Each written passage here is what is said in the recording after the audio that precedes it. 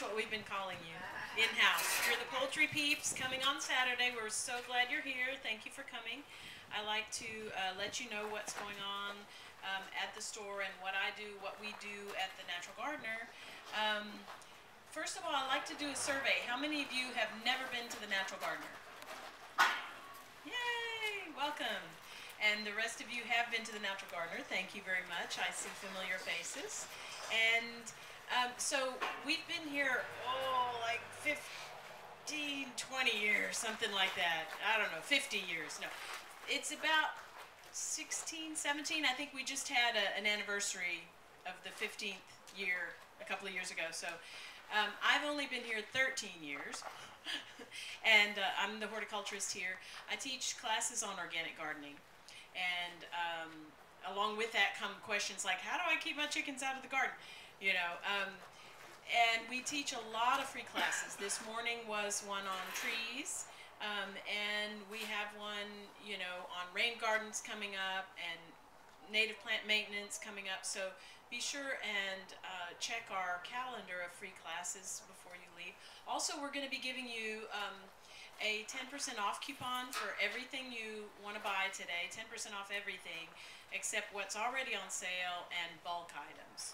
So Michelle has those coupons, so be sure not to leave without a poultry discount coupon. Last year we got to call it Cash for Cluckers because that Cash for Clunkers was still going on, but it didn't work this year. So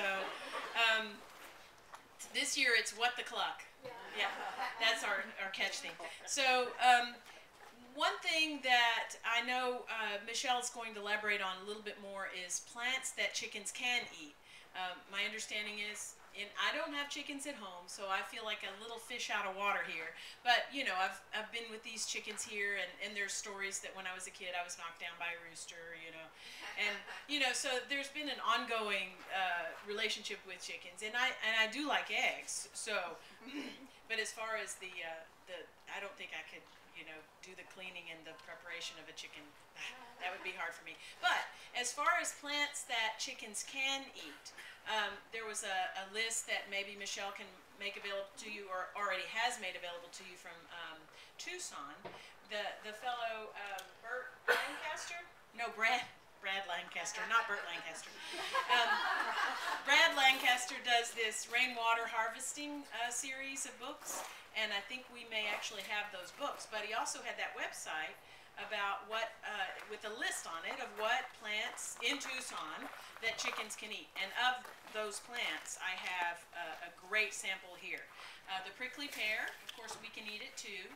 This is the spineless kind, but don't let that fool you because they have the worst kind of spines, the ones you can't see. I'd rather have the big sticky ones that I can really see. But if you flame off those thorns, they're super delicious, especially the fruits.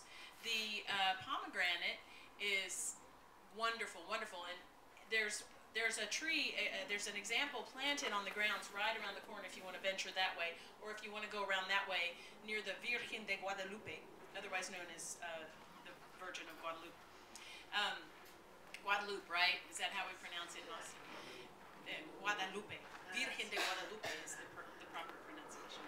So, the pomegranate, I don't know, if I had chickens, they wouldn't get any pomegranates because I love them, but if there's some that aren't really developing nicely, you could give them the dregs. I don't know. That's probably sacrilegious for me to say. But that's the other thing about chickens is what Roger, our head gardener here, does is anything from the garden that is not fit for humans, but is still, you know, decent, like the outside leaves of the cabbage or the outside leaves of the lettuce. He throws those in the chicken pen. And he has named all the chickens. I probably should bring him up here so he could talk a little bit more about that. But he's a little shy with crowds. Anyway, but if you get him one-on-one, he's the fellow who looks like Clint Eastwood out there with a cowboy hat. So the other one is the chili pecan, which is strange because to me, the peppers are super hot. To birds, not so much. They can just gobble them up, and they will. Great for wildlife and chickens. And it's a native, believe it or not, either a perennial or a reseeding annual, but sometimes even evergreen, mostly perennial. So coming back from the roots bigger and bigger every year. Chili pecan. They called it something different on that Tucson website, and that's just a testament to common names and how you should look for things according to their Latin name. And then I just brought an assortment of veggies as a warning more than anything, because you don't really want them to eat your vegetable garden. You know, they will eat all of these, and you know, and those of you who have chickens know that already. Let's see, a couple of things. Yes, I'll be bringing that handout back in just a minute. After I finish talking, I'll get you copies of our how-to compost, which is just the basics, because we're talking about brown versus green in your compost pile. A lot of people don't realize you have to have mostly brown leaves versus your chicken poop or your green kitchen scraps. Kitchen scraps are considered the green part, and dead leaves, brown desiccated grass clippings from your yard, all of those are the brown matter. According to Rodale, the father of organic gardening in the U.S. this time around, our grandparents, you know, or great-grandparents for some of you young people, that was the first round of organic gardeners since the beginning of time. But the second round of organic gardeners, the father is Rodale, and Rodale says 29 to 1, brown to green. Now there are different, you know, I mean, compost happens, you know, that used to be a bumper sticker. There was a G-rated, you know, version of the PG-13 rated other one, which I will not disclose here. But the compost will happen no matter what you do, but for the most ideal nutrient conservation and the best microbes in the compost, you would, you know, try to aim for 29 parts brown to 1 part green.